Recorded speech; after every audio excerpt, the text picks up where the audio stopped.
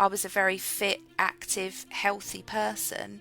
I had no symptoms whatsoever. I had my diagnosis, and then I wasn't able to exercise as much as I wanted to. The medication contributed to my weight gain, and you're already feeling at a bit of a low ebb. Your confidence isn't great. You're struggling maybe with the changes of your body and how that looks with your, scars. And then you've got all that on top of it. And it's a really, really hard thing to navigate on your own. And I think if you can talk to other people that, have been through a similar experience, you don't feel so alone.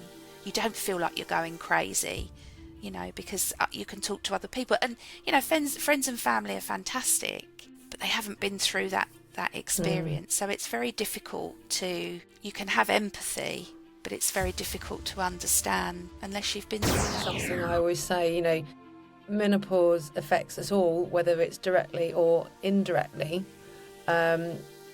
because, we all know somebody that is of that age of going through menopause, and it's just trying to sort of support one another, whether we're male or female. And I must admit, I did love that,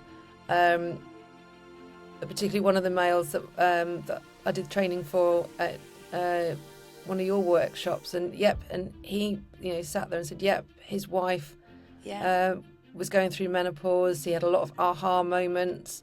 Equally with his colleagues, he was like, that's really useful. And I loved, they've got a very close friendship. Where you work, it was brilliant. So yes, it was good just to see that the guys getting just as involved in it as well. Yeah.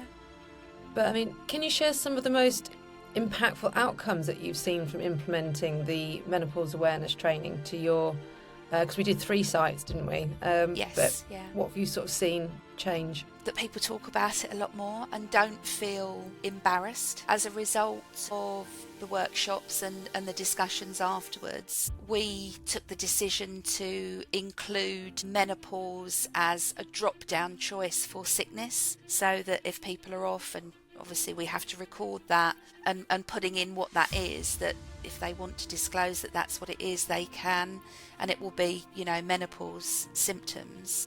But I think it's about opening up that discussion. And I think now that, and it's interesting because we have all ages of staff, from people in their 20s to, I think our eldest member of staff's just about to hit 70.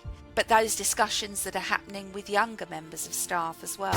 Menopause, for me, wasn't something that was even known about. And it was only when I met you and you start kind of looking into things that you think, well, that is a thing. So it's the younger girls, it's almost like preparing them for what might happen. They may be lucky and not experience, too many symptoms, but it's about being prepared, isn't it, really? There's so many different symptoms, isn't there?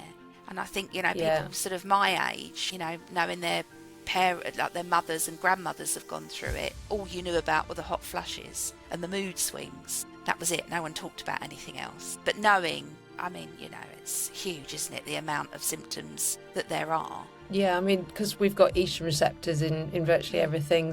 There's over 100 possible symptoms. Can mimic other conditions. So often people are misdiagnosed where because the symptoms are similar. That even when the tests have come back negative, which I always say, make sure you do get tested to rule things out. But with the lack of training on menopause with GPs, it's just not spotted as being hormonal.